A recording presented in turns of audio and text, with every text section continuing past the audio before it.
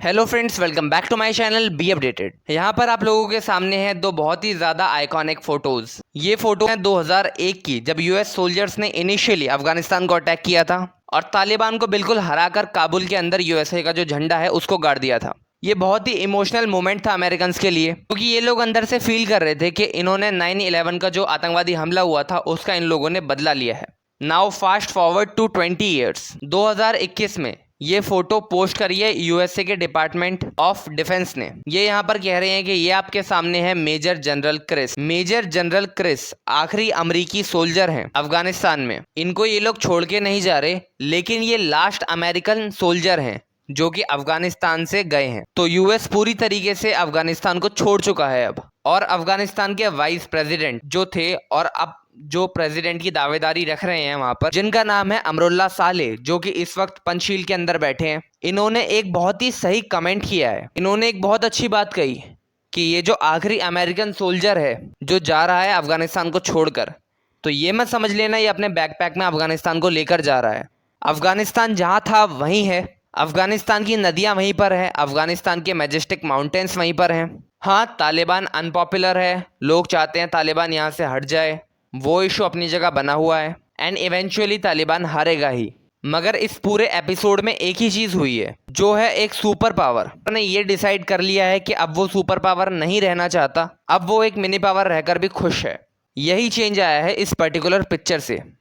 और अगर आप लोग देखो तो अमरुल्लाह सालेह की ये जो बात है ये बिल्कुल ठीक है, क्योंकि अगर आप लोग भी एक अपना कॉमन सेंस यूज़ करके देखें, जो यूएसए के एक्शंस हैं, जो ग्लोबली यूएसए एक्शंस लेता है, तो एक सुपर पावर के तौर पर उसे वो सब सूट नहीं करते। यूएसए के एक्शंस है फिलहाल एक टायर्ड, एक डिफीटेड कंट्री जो बस अब बुरी तरह थक चुकी है। बस वो चाहती है कि अफगानिस्तान को छोड़ के चली जाए और ये बस लोग अपनी कंट्री के ऊपर फोकस करें। और यूएसए का ये जो एटीट्यूड है ये काफ़ी ज़्यादा भारी पड़ सकता है primarily India, Japan and Australia पर, क्योंकि दुनिया यहाँ पर ये जानती है कि जो अगली कॉन्फ्लिक्ट होगी वो होगी ताइवान के इशू को लेकर, क्योंकि चाइना ऑलरेडी काफ़ी हद तक प्रिपेयर्ड है।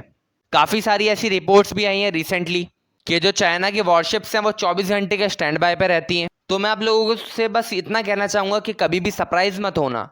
कुछ महीनों बाद, हो सकता है 1 साल बाद या कुछ सालों बाद, अचानक से आप लोग सुबह सुबह उठो एंड गूगल न्यूज़ पे और काफ़ी जगह पर ये चीज़ें ट्रेंड कर रही हों कि चाइना स्टार्टेड इन्वेडिंग ताइवान। क्योंकि ये बात सब लोग मान के चल रहे हैं कि शी जिनपिंग आने वाले कुछ समय में, अब वो कितना समय होगा, कुछ महीने होंगे या कुछ साल होंगे, कुछ नहीं पता, कि एक इन्वेजन लॉन्च कर दें ताइवान के इशू को लेकर। तो सवाल यहाँ पर ये उठता है कि क्या उस समय लोग डिपेंड कर पाएंगे अमेरिकन पर? क्योंकि ऐसा लगता है कि अमेरिकन आज के टाइम में बहुत ज़्यादा थके हुए हैं। Americans are sick of the endless wars, ये जो स्टेटमेंट्स हैं ना कि अमेरिकन्स ऑलमोस्ट थक चुके हैं, वो खुद को बीमार फील कर रहे हैं, ऐसी स्टेटमेंट्स आज तक मतलब कितने सारे अखबारों में निकल चुकी है जब से अमेरिका ने डिसीजन लिया है कि वो अफगानिस्तान से बाहर जाएगा। 2016 से ये स्टेटमेंट फेमस हो गई थी अमेरिका में कि Americans are sick of endless war. America थक चुका है वॉर लड़ लड़ के। कब जाके ये वॉर्स ख़त्म होंगी? कब हम इन फॉरेन कंट्रीज़ में जाना बंद करेंगे? कभी हम जाते हैं लीबिया में, कभी हम जाते हैं अफ़गानिस्तान में, कभी सीरिया में जाने की तैयारी करते हैं। और वहाँ पर हमें करना क्या होता है? हम लोग कहते हैं कि वहाँ पर हम उन्हें फ्रीडम देंगे और वहाँ पर जो डिक्टेटर है उनको ख़त्म कर देंगे और उस कंट्री को एक बेहतर कंट्री बनाकर जाएंगे। मगर क्या ऐसा हो पाता है? एक बार को आप बहुत ज़्यादा प्रयास करो, आप बहुत ज़्यादा सेक्रीफाइस करो, आपके हज़ारों लाखों सोल्जर्स को वहाँ पर भेजो, हज़ारों सोल्जर्स आपके मारे जाएं, मगर इन दी एंड आपको एक पॉजिटिव रिजल्ट दिखे, तो कुछ हद तक एक देश खुद को मोटिवेटेड फील करता है। मगर यूएसए की जो वॉर ऑन टेरर थी उसमें कुछ भी कभी भी प्रॉपरली निकल के नहीं आया। आम अमेरिकन जेन्युइनली बैठ के सोचता है आज के समय कि कितने अमेरिकी सोल्जर्स मारे गए, ट्रिलियंस ऑफ डॉलर्स लग गए अफगानिस्तान में, इतना कुछ हुआ, बट अमेरिका को उससे हासिल क्या हुआ? घूम फिर के क्या हुआ यहाँ पर कि जिस तालिबान को हमने 2001 में हराया था वही वापस से अब आ गया, उसने फिर से पूरा अफगानिस्तान को कैप्चर कर लिया।